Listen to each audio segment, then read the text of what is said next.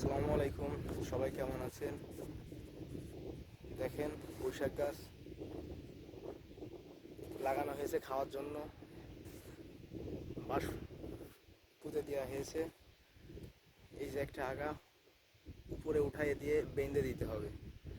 আর এর পাশ থেকে যে কুশি বেরোবে, এই কুশি এই ডালগুলো খাওয়ার জন্য কেটে নিয়ে যেতে হবে। আলহামদুলিল্লাহ, সুন্দর পুঁইশাক গাছ। দেখেন কত সুন্দর পুঁইশাক গাছ।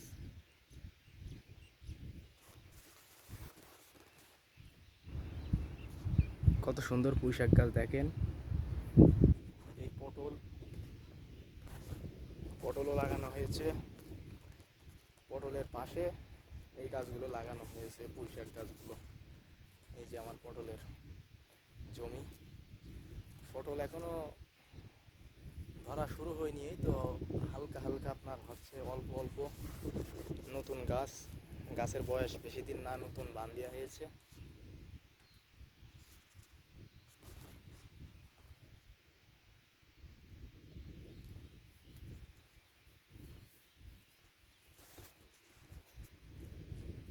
পটলের পাশে আমার মরিচের জমি, কাঁচা মরিচ। এই যে মরিচ গাছ, বৃষ্টির কারণে একটু ক্ষতি হয়ে যাচ্ছে।